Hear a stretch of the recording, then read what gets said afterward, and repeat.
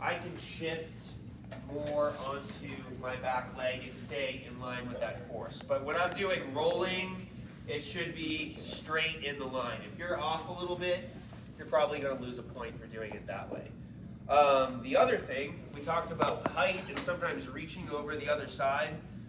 I didn't show it this way because usually Dr. Salazar shows it because she likes this one better.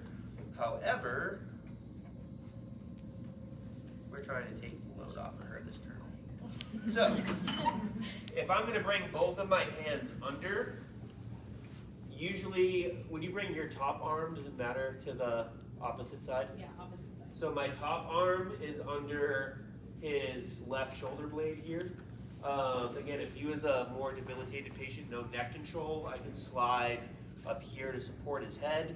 And then my other hand is on this shoulder blade, and then I'm still doing my weight shift straight back. So there is no right and, I mean, there is wrong sometimes, but it's breaking body mechanics, it's doing something that's not safe for the patient. Other things I talked with some of you about is, this bed in particular, which you might have to use on your practical, the side rails are not as friendly for doing your bed mobility. So if I need to bring him into side lying, bring your hands here again, actually bring him on the side lying right here.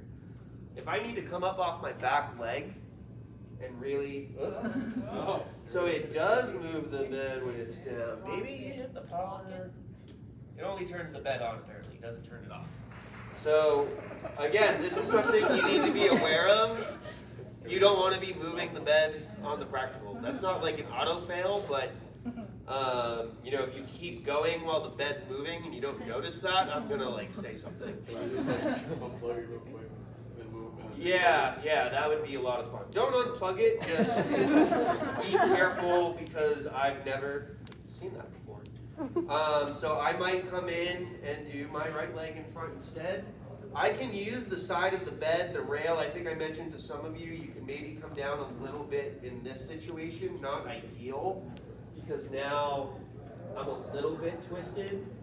I would be more comfortable putting my knee against here, lifting, and I'm still shifting my weight back and trying to not pull with my arms.